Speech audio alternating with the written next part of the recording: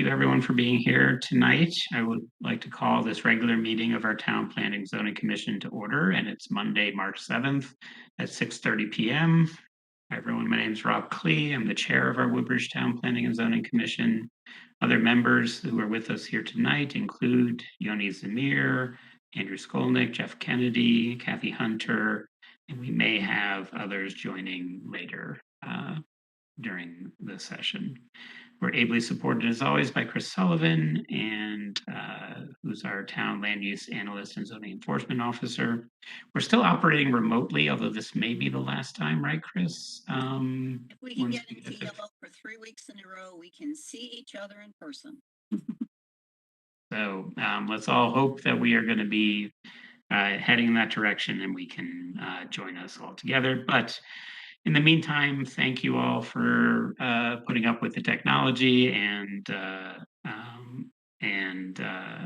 for for managing WebEx again. Our agenda for tonight has been posted on the town website. We have a couple of items of new business, which we haven't had for a little while. One of those items is a request from our Woodbridge Agricultural Commission for amendments regarding the items offered for sale at roadside stands. And the other item of new business is an 8-24 referral regarding a proposed pavilion at Massaro Farm.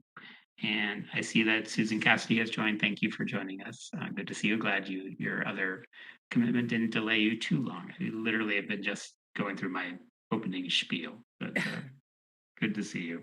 Glad to be here. So we'll have our new business, then we'll go into our work session. One of our topics for our work session is a discussion of recreational marijuana dealers and questions of what we should do about that, whether we should develop new regulations or changes to our zoning rules, and try to understand kind of what else is going on in other communities and at the state level.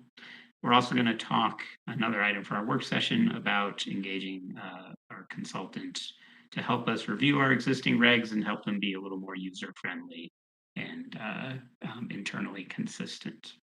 Finally, we'll have some reports and approval of minutes, perhaps. I'm not sure if I had everything from that. Chris, anything else agenda-wise that I'm missing? Nope, you got it. Great. So let's start with agenda item number 1, which is our new business, the proposal from the Agricultural Commission. Chris, I'm not sure, maybe I missed it in the email and I apologize. It's been a crazy week. Have we seen their specific request yet or no? It's sent out in your packet.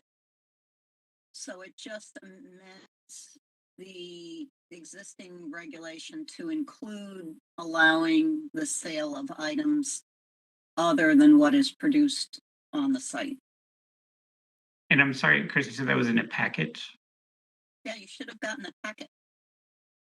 So you didn't get a packet. Did anybody else get a packet? Chris, I got a packet, I but got a packet in the mail.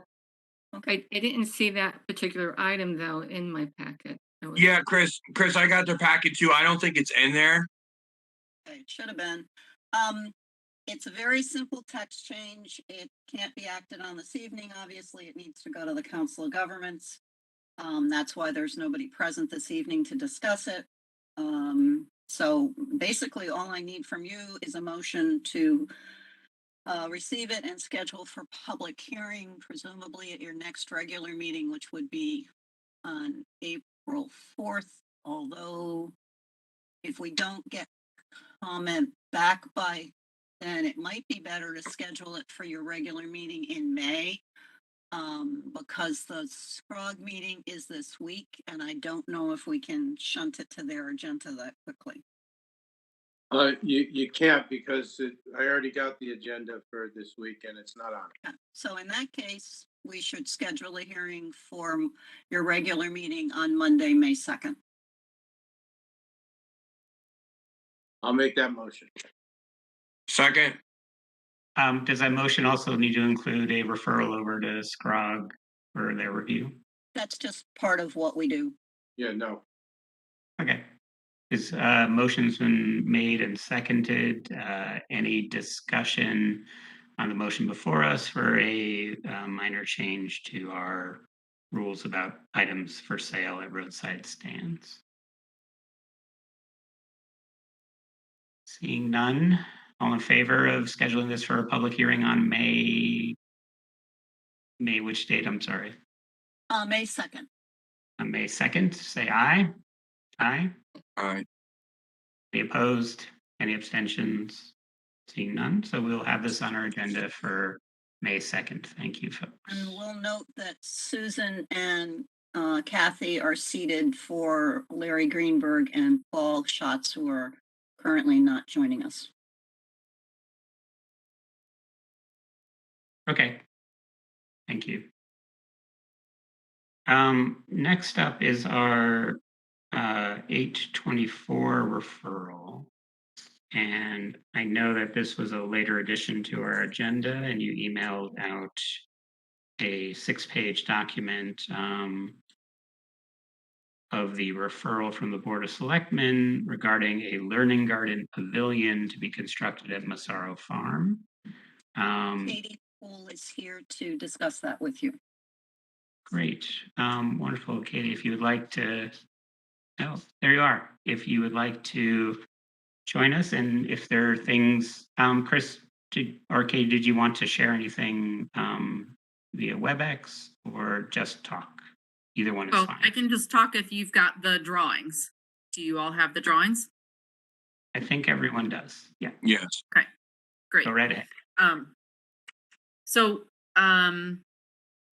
we've been running educational programs for quite a while at the farm, and that together with our seasonal staff sort of necessitates a certain number of covered spaces, for shade protection in the heat of the summer, shade and rain protection, as well as gathering places. And we've been using a temporary tent that's like a good solid seasonal tent, like a 24 by 30. But of course, that structure is subject to wind, which we get quite a bit of. And so this construction is meant to take the place of that sort of seasonal structure that we take down at the end of each year. So the drawing that you're seeing is going to give like a rendering and also a location, which is really just taking the place again of the existing seasonal canopy that resides in the learning garden area, which is kind of just behind the 2-story dairy barn and off our new permeable parking area. What else? I believe the measurements are on here. Let's see. What else can I say about this? We're really looking forward to being able to put this permanent structure up that will also enclose 2 composting toilets, because we've had porta potties on the farm for quite a long time. So we'll kind of be able to do away with the porta potties and enclose some good solid year-round toilets, and that adds to the sustainability efforts and priorities of the farm. And the other thing is that we are able to partner with Emmett O'Brien's carpentry department to provide the labor for this project, which we've been working on doing for several years now. And so they're coming back around to doing projects again, and we're excited that they expressed an interest and a desire to come and work on this. So we think it's a nice kind of cross-community partnership. So with that, does anyone have any questions? Okay, and thank you, Chris, for sharing. I think you can stop sharing if you'd like.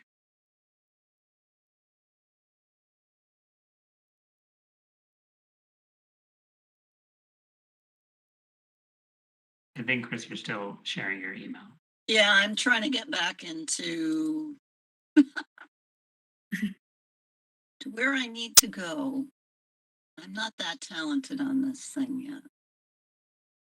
Okay, well, hang on a second. Keep going.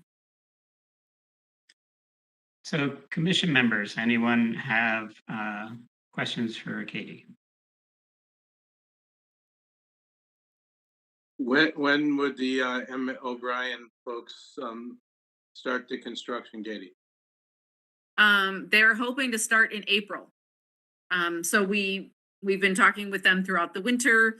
We do have a contractor on standby to come in and start doing some grading and prepare the ground for the footings at the end of March. Given the go ahead, and then the work would begin in early April. And the goal is to finish the basic construction probably by the end of the, intended to and planned for the end of the school year. And then a roof to come later, which could either be done by the students in the fall, or we maybe hire a contractor to do that separately if we need it beforehand. Katie, have you gone to Quinnipiac Valley Health District yet? Yes, we've obtained all the necessary permits, so we have that in hand. Because you'll And, need to submit a separate zoning permit and then the building permit.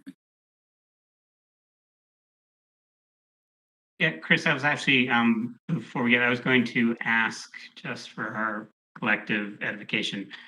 This is coming before us as a referral from the Board of Selectmen under Connecticut General Statutes. 24, because it's on town land, isn't that correct? It's it's considered an improvement to town-owned land, yes.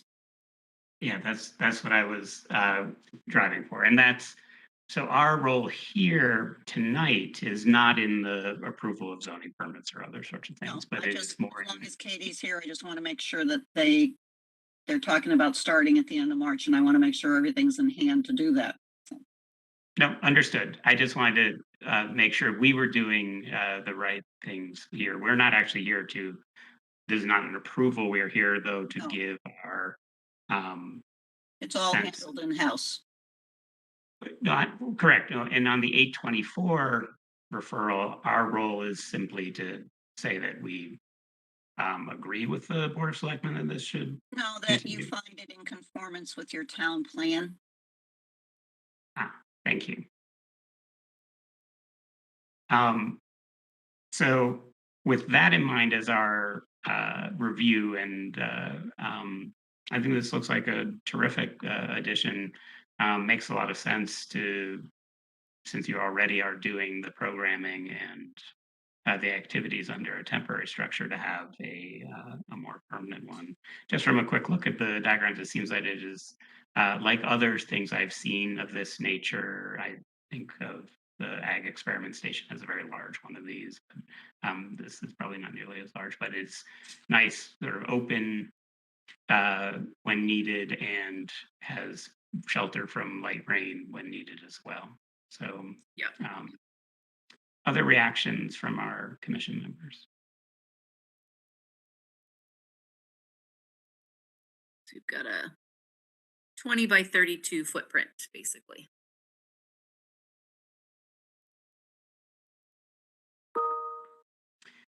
So any other,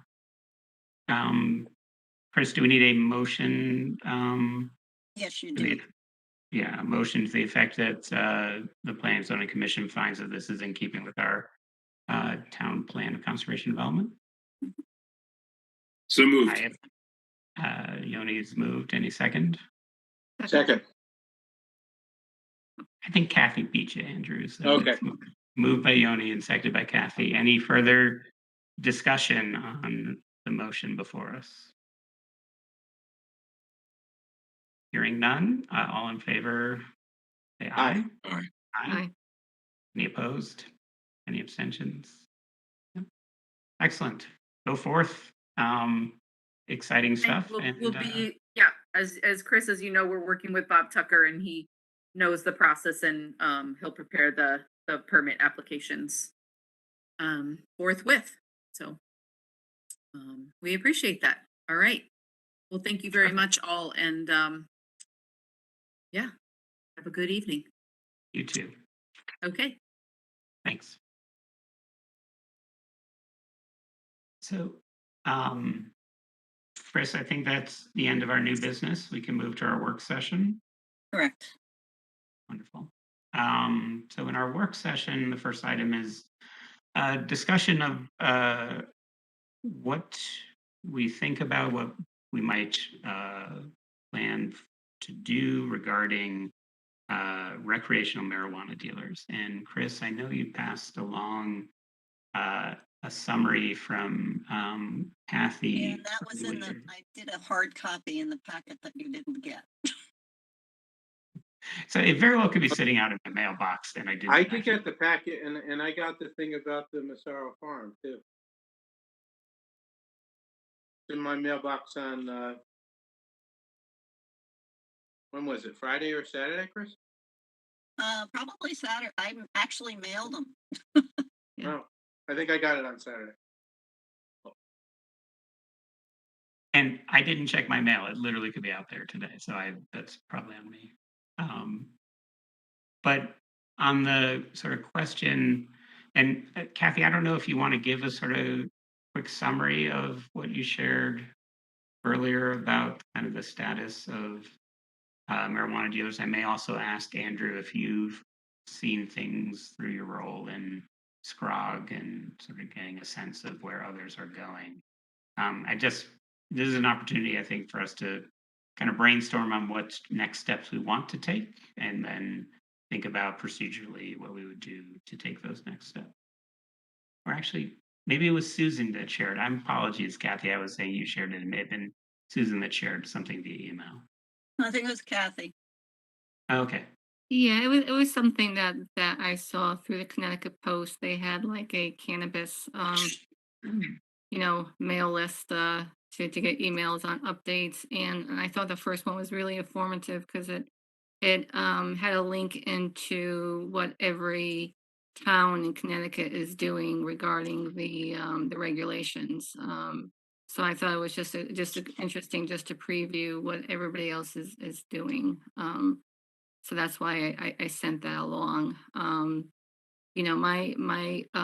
thought is, and I think either North Haven's doing this or North Branford, that perhaps this item should be out for public comment, to see because I do think this is something that the town residents need to weigh in on as to whether or not they want to see, um, recreational marijuana dispensaries, or not. So that's my only thought. That this is probably something we'd want to get public comment on. And so others, I'll save my reaction to that, but I want to hear others' reaction to procedurally ways for us to even get a sense of the town before we start down a particular path. So other towns have, some have banned it completely. Some have enacted a temporary moratorium pending further study and observation.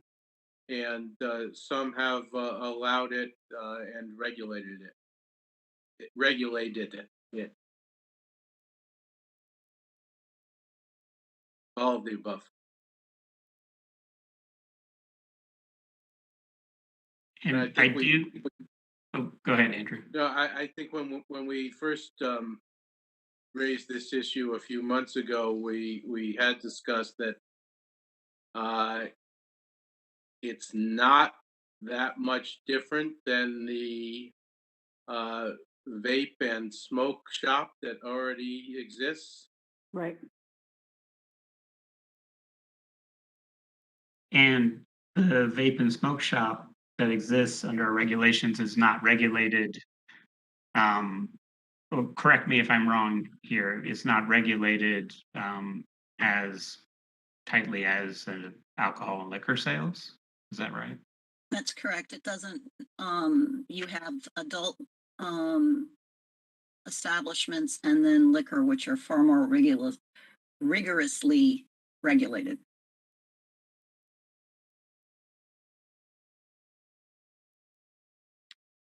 Other folks with thoughts, reactions? Yeah, go ahead, Jeff. Can we get somebody to come and speak to us about what regulations the state has set aside or amended or changed? And can we maybe we should have an attorney come and tell us what's happened, or an expert either from the from the industry, the sector, or a private sector person, or somebody from the state, or one of our attorneys to come and tell us, what's happening and how the regulations have changed or been amended. So, Jeff, to me, that in some ways might relate well to sort of Kathy's sort of proposal or question.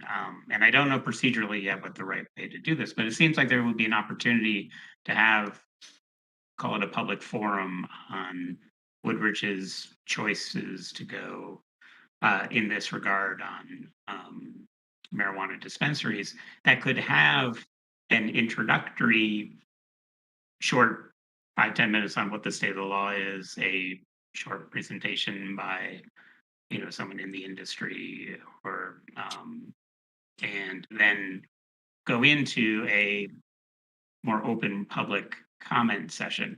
I don't know, Kathy and Chris, you can correct me, if we have the ability to actually do a survey, a formal sort of survey of residents or Well, not. yes, you do, because the Housing Opportunity Study Committee, as part of its work, got a year subscription to Zoho, which is what the survey that we put out just this past month on housing. And so we can tap in and do a survey from that for a whole year. So yes, you have that ability at no cost at this point. Hmm. You just have to figure out what questions you want to have, and I just put them in, and they can be all sorts of kinds of answers. They can be multiple choice. They can be multiple choice, pick one, multiple choice, pick several. It has the ability for comments to be submitted, written comments. And I think Kathy can speak to how well it kind of does that. Yeah, it does it very well. We have lots and lots of comments. But I'm just thinking in terms of what Jeff said, I do think, yeah, since the regulation is like almost 300 pages long, it probably would be good for somebody maybe prior to asking for comments to do a little, um, briefing as to what the regulations are. I know there's, I think it was Kramer and Anderson. I think that firm seems to be like an expert in this field. I'm sure there's other experts, but it may be good to just have a briefing on this because it is pretty extensive, and even like the briefing that they provide in this article was 186 pages, which is a lot to digest. So maybe what we've done with the survey for the housing, we try to do some education and then do a survey. So it may be a good step to have a little educational session followed by a survey. And that's the thing that strikes me about all this is that, um, if proposing a survey without having public informational sessions, I think is problematic in the same way that everything else this commission does and everything else that comes before this commission is problematic. You think about the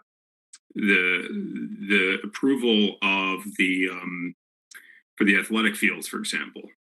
There's a lot of information out there, some of it misinformation, arguably, about the effect on the surrounding water and the water table and effect on children's health, etc., the brain, the body, all of this about that. And we did an approval on that. And I think there's a lot of people who are you all are probably still getting emails as well, which I don't read, but we're still getting pressured about that and how and I think there was a lack of I think I'm not saying we should have had some kind of informational forum about that because it's a relatively narrow issue, but it's certainly big enough to cause a lot of consternation and anger among folks.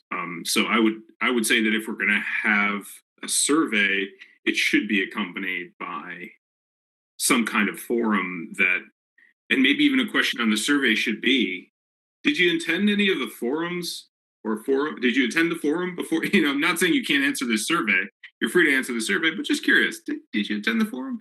No, I have a PhD in the drug war. I wrote my master's thesis on it, something like that. I mean, when you think about that, it's, I mean, just paging through these, what was in this packet, starting with the town of Wallingford letter from the mayor of the town of Wallingford and the health director, and then paging through and seeing all of the ways that it's being regulated across these towns, sort of reminiscent of the blue law tradition that we have in Connecticut and other states. Excuse me. So I'm a little bit wary of overdoing it, considering how easy it is to open a liquor store or wine store. You know, that industry has been around for a long time, and you know, my personal opinion is that marijuana in general, if properly regulated, and you know, if a market exists for it, and the market is allowed to do the kind of American style self-regulation that we allow in America, where we say as long as a product is being marketed and people are buying it, then it must be okay. We do that with alcohol. We do that with cigarette. We did that with cigarettes for generations. We did that with vaping. So you know, I don't know. I'm not sure that we need to overdo it. I think we should have some kind of regulation now and some kind of education. I think our emphasis ought to be more on the education than on regulation. So.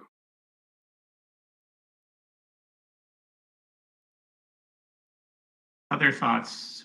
Susan, do you have anything you want to share?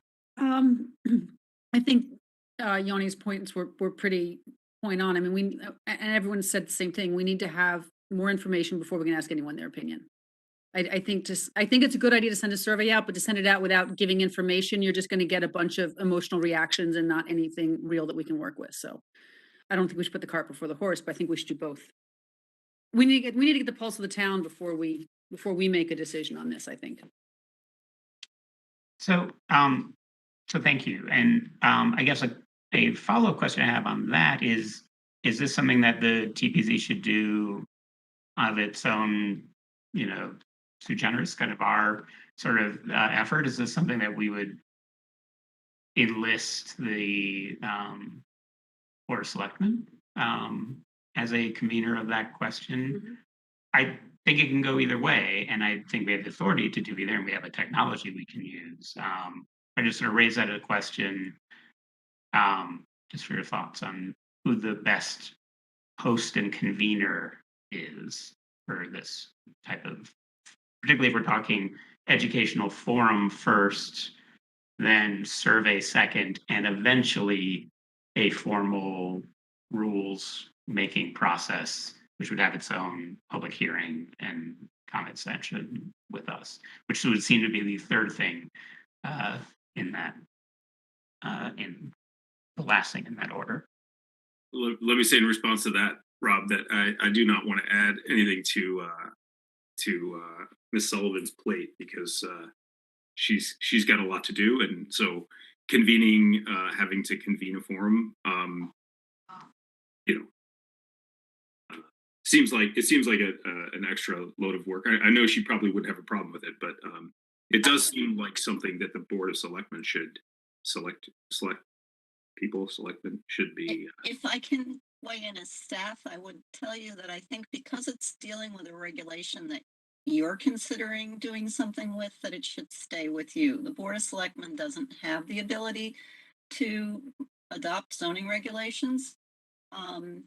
As with the Housing Committee, we have done, well, we tried to do in person. We're going to try to do another in-person one. The JCC has been very community oriented in allowing use of their facility in the auditorium, which can hold a lot of people. And if it's a matter of just being an educational thing, if we could get someone to come speak, you know, it doesn't have to be an hour-long thing or something. And certainly it could be taped, which is what PUA has done before. And then it can be, you know, PUA is really great. She puts it up on her YouTube site. She can replay it on here so that it's out there for people to see. So even if they can't come in person, they can see what's happening. So I think keeping it in-house is not a hard thing to do. And I would just encourage you, because it is your regulatory authority, to keep it with yourselves. But that's just me saying it's your turf. And I agree with you, Chris, but I also think that maybe doing something jointly with the selectmen might not be a bad idea, because I think it gives it's a holistic question. It's bigger I think people will see it as bigger than a zoning question. So it might give it a more holistic feel to the town if it's coming from both groups jointly. Just from an optics standpoint.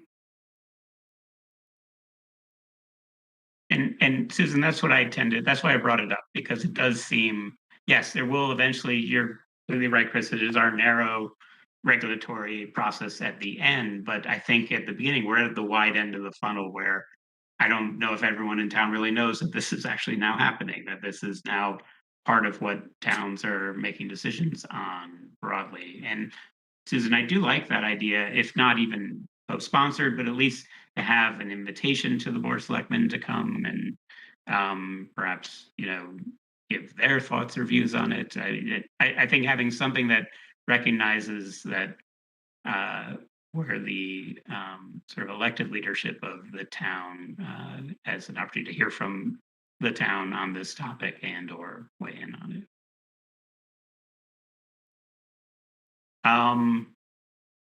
Okay, but I think we're coalescing around a sort of three-step process of an informational session. Chris, I totally agree that having something that could be taped, put on YouTube, having, the ability to for folks who can't make it on that day to watch it later. That's the power of technology that lets us do these things now, which is wonderful. Then having the ability to go out to survey. Now, granted, and Kathy, you can talk a lot more about this than I can. That survey has been active for a long time. There's been an aggressive, sort of nice aggressive, but an active push to get people to take it. I've seen even the billboards on the stop sign junctions in town. So a real sort of effort to get people to take the survey. That takes people to do that and to encourage that and invest that time and effort to really get as many responses as we can. So if we're signing up for a survey, maybe Kathy, talk about if you can a little what it means in terms of the logistics and the effort to do a survey like that. Yeah, that's why I'm thinking maybe, I mean, this is a collective effort, because there's a lot of intersectionalities with commissions, it's certainly something that the you know, perhaps economic development, I don't know what's that called, 2030, because that's future economic development potentially. And there's it affects the schools, it affects the police department, it affects a lot of different uh units in government. So it And depends how collective you want to be on this topic, which crosses a lot of different domains. I would add sort of if we have health and And sort of health. human services style commission as well. Yeah. Kathy, do you know how much response there's been? And I might have missed this to the housing survey. How many people have actually done it? It's Yeah. closed and there were 619 responses to the one done in town. So that was a very decent survey response. Yeah, that's the tough And thing. that with was surveys. primarily done, the billboards that you saw or the A-frames that you saw. Those were done through Joyce Printers, so there's like a cost of $240 to get those done. Other than that, it was people just being active and posting that there was a survey with the either QR code or a link on Facebook pages. We did emails out to all boards and commissions. Human Human Services was really good. They had an email list. They sent it out there. The schools were great. They sent it out to their staff. There was also contact with the Beecher Road PTO sent out through there. So a lot of it was email or posting on Facebook.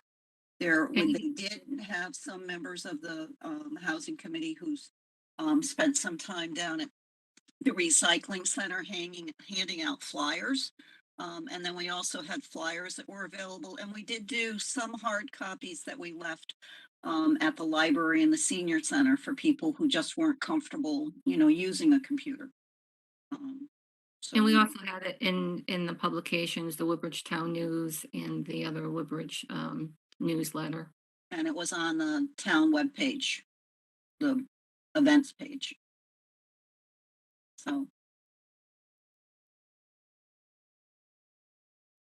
It's, So I think that's just so everyone's aware that, and I'm not saying we wouldn't do it. I think this would be a good component to have that survey. It just requires some willingness to network and, make sure it gets posted in a number of places. I do like the idea of ensuring that we reach out to our sister boards and commissions and have them both be aware of this sort of question in front of us and use their networks as well to send out a survey. I guess my next question is, okay, so do we have to do anything now?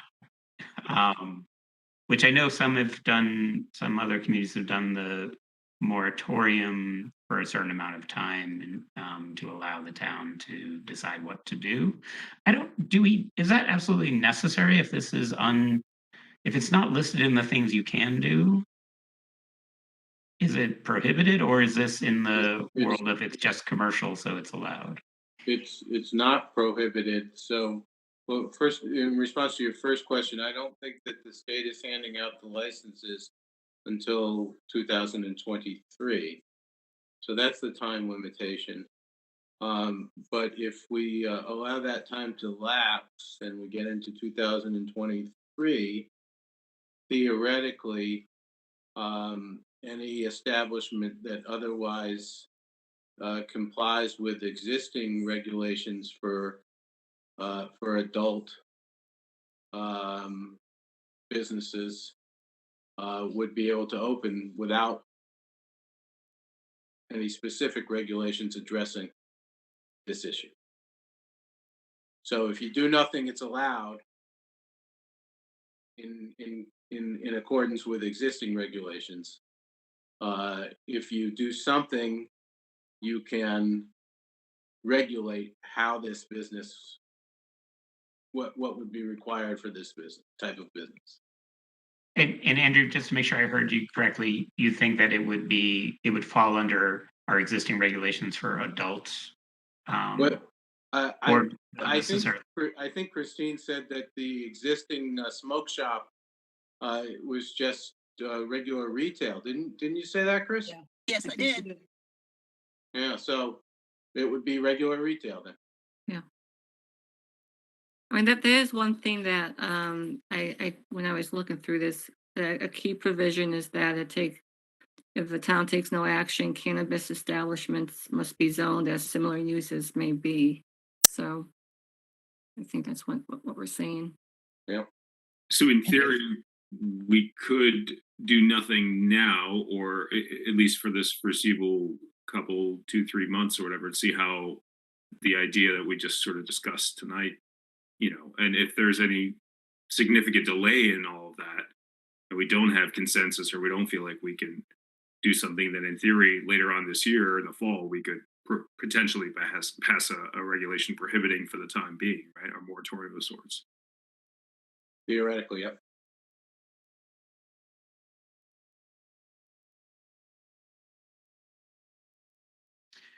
So the sense that I'm getting from the group, which I do appreciate everyone's contributions here, is that this is something we need more information on, and I think the town needs more information as well. And then, hence the value of an information session first that would provide a forum for presentations about what the law is and does, and what these types of establishments are, and then some opportunity, I think, for initial public comment, as any sort of public meeting of that sort would have, recorded on YouTube video for folks to view after if they're unable to attend.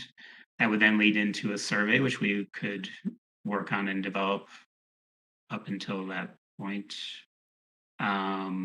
and disseminate through the various boards and commissions back to the information session. I think inviting the Board of Selectmen to either participate or co-sponsor. I think either way would work.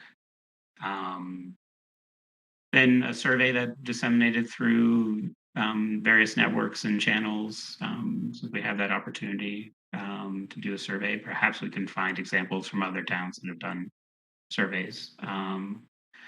All leading towards a regulatory process in the fall, where we would have the opportunity, if our timeline gets extended, to do a regulatory process for a moratorium in the fall to give us some more time to get survey results or other information and feedback from the town.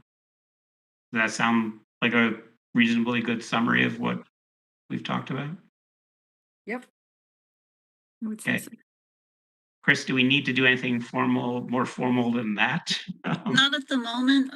What, if you want, I can, check with town council. Kathy had mentioned, that one law firm. But see if he has any knowledge of any other, law firms or agencies out there that might be able to come to a forum. And then I can get that information for you for your regular meeting in April. And hypothetically, if we can get somebody lined up, then we could schedule a forum. And then I would assume if you were going to do a survey, you'd want to do it fairly close to when you had the informational forum, so it's fresh in people's minds. So I'll also check to see if there's any survey stuff out there. Although if you guys want to start thinking about what questions you might want to ask people, that's a good way to start too. We really appreciate that, Chris. Any other last comments, thoughts, ideas on this topic before we move on? Okay, sounds like we have a game plan. Thank you, folks, for that. Item number 2 was a discussion regarding the potential to engage a consultant. And Chris, I know that we had put that into our potential budget for next year, but I think there may be an opportunity outside of that budget process to perhaps engage someone in this fiscal year to help us. Am I correct in that Correct. understanding? What I was told by Tony Genovese, who's the finance director, is that it was going to get taken out of your budget request for next year. And I was directed to put in a request for contingency funding of the same amount for now, so that you could start working on it now. So it won't be funded for next year, but if we encumber funds this year, then we can start now. So it's just a matter of how it gets paid, I guess. So there are funds in this year's budget that can be moved around for this more They can easily. put funds into our budget. They're not currently there, but I made a request to have it put in. Yeah. I think that's a good opportunity we should probably take advantage of, but I wanted to make sure the rest of the commission agreed before we had Chris go down that path. That sounds like a good idea. I agree. I agree. So So, Chris, you got nods across the board. So any other next steps on that topic? I did reach out to Glenn Childer, since he did work with you and has become somewhat conversant on our regulations and their lacks or missteps or whatever. He's coming back on the 13th, so he's going to give me a call back. So if that's okay with you guys, I was also told that we don't need to put out an RFQ or RFP or whatever the alphabet soup letters are for this, that you could just hire someone. So I don't know what your thoughts are on engaging him. You've worked with him before. Let me know. So reactions from the group, I tend to think we would have the advantage of someone who actually already knows quite a bit of where we are, so there isn't that initial sort of learning period, though that shouldn't, that's not always, too problematic, but I think we've worked well with Mr. Shalder already. Other reactions, though? I I wouldn't be. I thought that Mr. Telder's service to us during that application period was quite professional and respectful and well done. But that being said, I would not mind to know if there are other consultants available that I think a fresh pair of eyes is also helpful. I would suggest to you that one of my criticisms of Mr. Chalder was that he came across to me as a little bit more hewing to the conventional norms and the long established ways of doing things in Connecticut that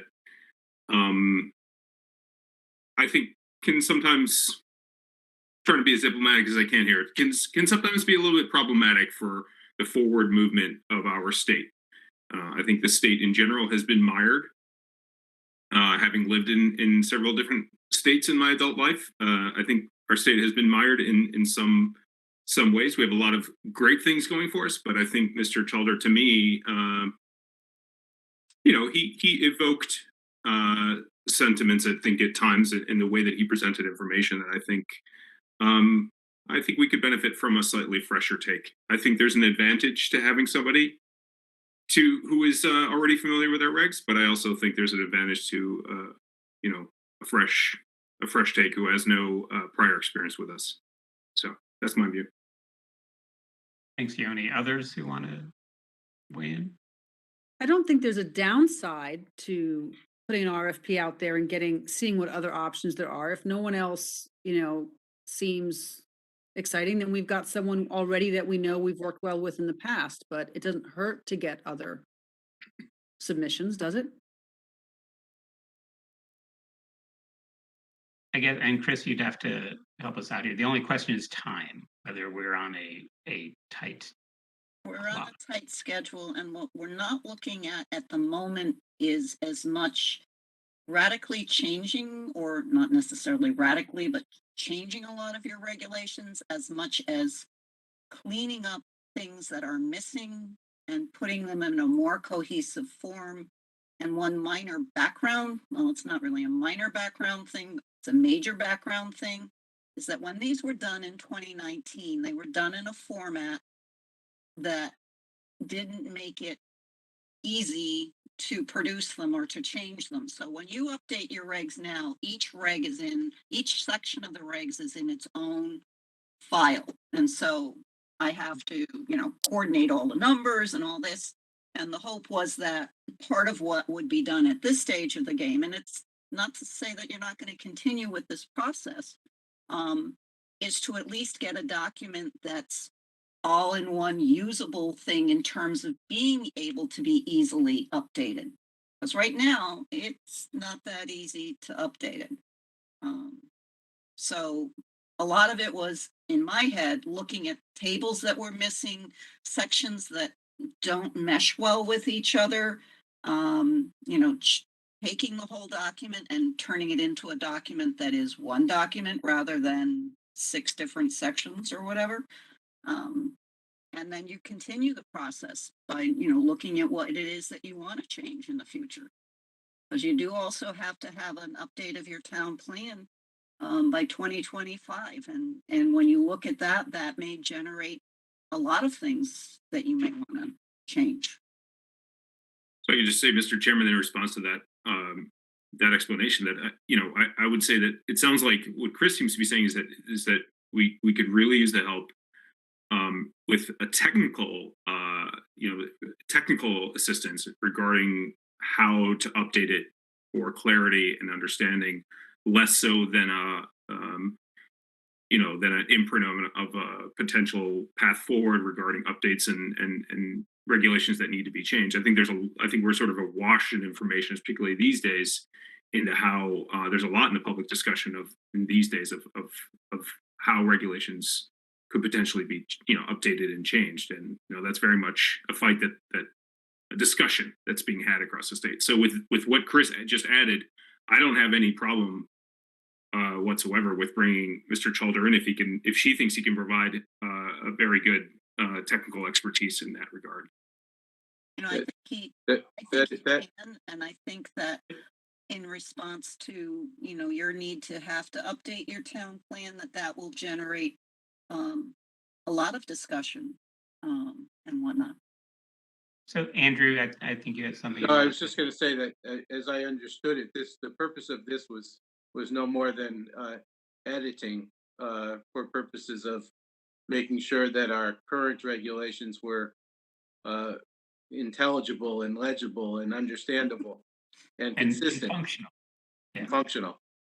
I think we will need a consultant as well in the next 2 or 3 years with respect to the updating of our town plan for conservation and development.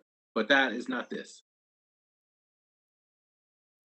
Others, thank you, Chris and Andrew, both helpful. Others, so again, in the scope here is much more of we have a document that is currently somewhat dysfunctional. It sounds like though, Chris, some of that dysfunction is also just the way that it's organized in electronic files, which I don't know. That's part of it, but you know, there are things within there that, as much as the former members of the commission spent a lot of time trying to catch all the things that didn't match and whatnot, there are certainly things in there that have been unintentionally omitted. And what all I was saying with that is that hopefully as Mr. Chalder sort of figures out the things that are missing or the links that aren't working, the end product will be something that's actually also functional. I don't want him spending his mind and resources on something that my ninth grader could, you know, if you needed a better Word document, we could find someone to help us do that. But I think that in the process of making sure that all of our cross references reference real things and there aren't missing tables and that's sort of the mechanics that we've been sort of our running list of, oh, we need to fix that table, we need to fix that thing, getting all those things taken care of makes a lot of sense and it would be the scope of this work. What Yoni raises is an important sort of question, and Kathy, I don't know if you want to sort of weigh. We will be getting a recommendation from the housing committee of things that through their survey, through their work with Scrog and others, they've potential substantive updates and improvements to our regulations, which will be something that'll come to our plate. That's not what we're asking Mr. Chalder to do right now, but that is something that may be coming to us in the not too distant future. Yeah, actually, I had just sent an email out to Dominic Thomas, who is our chair of the housing committee, and Chris. It was just a recent email because the Scrog through their consultants, RKG, did come back with some housing strategies and recommendations that they want us to look at and kind of vote on, and some of it has to do with zoning. So I'm just wondering, you know, that probably should be a coordinated effort between the housing committee and P and Z to look at these strategies to do an initial, you know, voting on, in terms of the, not voting, but you know, it's like yes, no, or need more information. But it does, you know, part of it has to do with zoning. There will be a review of, you know, impediments to fair housing, you know, how to correct that through zoning. That's certainly going to be a strategy that's going to be looked at. So Kathy, thank you for that. I'll jump in. That always to me raises questions of we only operate on things that are brought before us in, you know, a more formal process, and we tend not to weigh in on things that are more hypothetical or so I just flag that as I'm not sure we want to put a thumb on the scales of something that might eventually come to us as a request for a zoning amendment. or might come to us in the form of your report, asking Yeah. us if we want to amend and then we would go through our process where we can do that on our own Well, accord. well, there are some like strategies, for instance, they ask, which I always assumed it was going to be the case that if we do develop, when we develop an affordable housing plan for the town, that in fact gets incorporated into the plan of conservation and development. So it's in alignment. And so there's some strategies I would think you'd want to weigh in on, in terms of what they're proposing. I mean, it was just a thought, or we could just, the housing committee could just go through it and then present what the strategies that we thought would be suitable for our town based on, because we did do a survey, we did get lots of public opinion. That was really, there was, I have to say, there was no consensus on anything whatsoever. Um, That, but that sounds like Woodbridge. Mhm. yeah, it was very interesting. But we have to take what we have and come up with something we do think that will make sense for moving the town forward. But it was just a thought. I don't know, Chris, have have any thoughts about that?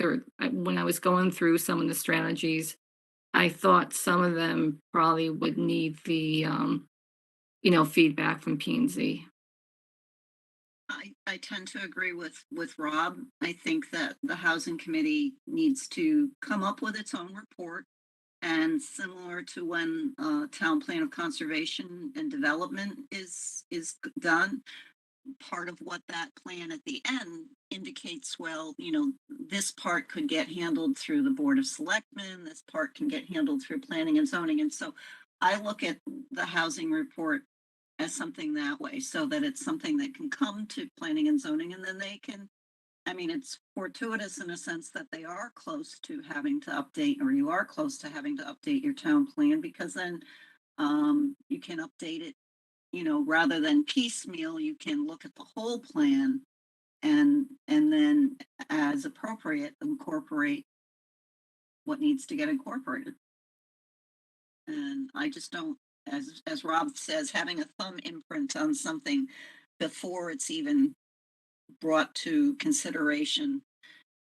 I mean, with the housing committee, we've already found that some people thought that, there was already a predetermined path that had to be taken. And you don't want to give that impression Mhm. with regs. Can I just ask, Kathy, just for my own edification? So the survey that's been out, so that survey is closed, and that's what y'all are going to present the results of that survey and some interpretation or general. There's been like a lot of like dual parallel tracks that's been going on. The consultants that the SCROG had hired, RKG, they're doing plans for I think like 13 towns within the catchment area.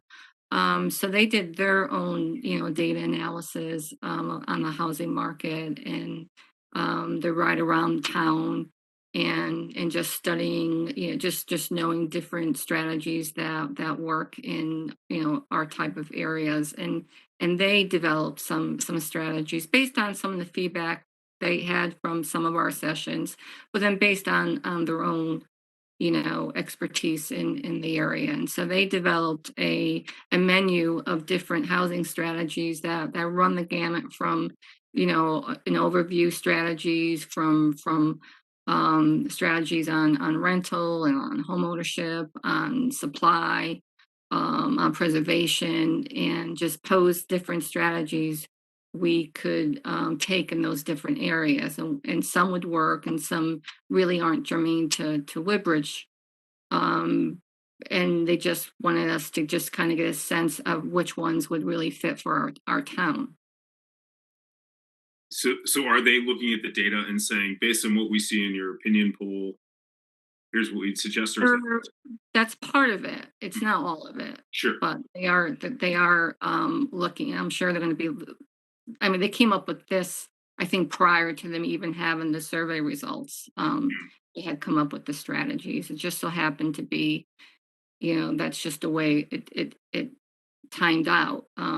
Because I think our survey closed on on Friday. And Chris, I think Eugene's email came out that Friday as well, right, with the different strategies? His email came out before they even got your second Right. survey results. Right. So, Yanni, what's gonna happen on the housing committee is in March, there's a discussion of strategies, and then in the consultants will go back and formulate a draft report, which will come out to the housing committee. The housing committee gets to tweak it. And then they would send it off to the Board of Selectmen, who then have a choice of holding a public hearing on it if they so choose, or informational sessions. But the drop dead date is June 1st, and by June 1st, the town has to have a report in place. And then every 5 years, that housing report gets to be updated. And Understood. what I think you're hearing, and I thank you, Kathy, it's great to have you on TBZ, sort of letting us know what's going on over there, and maybe we can make that a regular, actual, part of our, at least the next few meetings until your report is finalized. What I think you're hearing, Chris, and to get us back to what originally got us started talking here, is that it sounds like for the scope of getting our current regs in a form and a function that everyone, can use more easily, are clearer, don't have the missing and dropped sort of references. So that sounds like something that getting Mr. Chalder on board to do quickly would be of benefit. I still think there's an open question of how we tap into expertise when we need it to help us when these big questions come to us. When we post June, when the housing report is done, we will be, I guess, the first selectman will, the board of selectmen will be receiving it, but we will get copies too. What we do with that, we can do that ourselves in discussion, but I think when we're getting to that, when we're getting into our plan of conservation and development, et cetera, we do need to have that outside support, to make sure we're understanding, as Gioni was saying, the big picture trends, where other, what innovations are happening in this space in ways that none of us are active, really, have that level of expertise. So I want to make sure I'm smelling my dinner, which is over there. So I want to make sure we get guidance to Chris on Mr. Chalder for this, keep making our current regs functional. I think, do we have consensus on that in the near term? And I'm seeing some nods in that regard. So Chris, I think we go ahead with that in the near term, but I think we want to continue to talk about how we get be able to tap into outside expertise for these big questions that are going to keep coming our way. Chris, is that helpful enough at this point? That's helpful. Thank you very much. Our next topic, I think, Andrew, report from Scrog. There wasn't a meeting last month because there was nothing submitted. There is a meeting this Thursday. And this Thursday will be, thought I brought it. I'll report next month about what happens this Thursday. How about that? Appreciate it, Andrew. Last item, anything, Chris, your report as the zoning enforcement officer, and we also have some correspondence. Nothing major. Some small zoning enforcement stuff, but nothing huge, which is great. I don't That's know that good. I need to list them all for you, but There was that request of a bond release. yes, this is for Green Meadow Estates. It's a subdivision on Peck Hill Road. Inland Wetlands already acted to release their portion of it. It was a joint bond between the Inland Wetlands Agency and the Town Planning and Zoning Commission. Town Planning and Zoning more was the monument portion of it. We do have a certified letter from the project engineer indicating that all of the required monumentation has been installed. And we do have a map that shows where those monuments were installed. And we also, in the wetlands, also had a report from Jim Preety, who is the consulting engineer for both of you, regarding the drainage, and that was done appropriately, and again, certified by the project engineer that it was installed in accordance with the plan. So I would recommend to you that you can release your half of the bond in a sense. So do we need a formal motion to do that? Yes, you first? do. So I will move to, No, go ahead. You move. I'll second. I will move to release the bond regarding the Green Meadow subdivision on Peck Hill Road. I second. Seconded by Andrew. Any further discussion or questions on this? Hearing none, all in favor say aye. Aye. Any opposed? Any abstentions? No. Okay, so bond can be released. Any other business? Just minutes, but if you want to hold off on that till next month, you can do that. Up to you. Chris, I'll say thank you for printing them out because now I'll make a double effort to actually read them and go through them. And so I have them. So I'll read them. Thank you. And you got January 4th from last year, so. Okay. Yes, I see. I have it. Thank you. I'll read it. Okay, so we'll call that all a homework assignment for next time. Sounds good. And I'll go check my mailbox to make sure I even have it. Any other business? That's it at the moment that I know of. Great. Anyone else? Do I have a motion to adjourn? Moved by Andrew, seconded by Susan. All in favor, say aye. Aye. Unopposed. Really nice with you all. Thank you for tonight's discussion and for your time and attention. And we'll see you next month.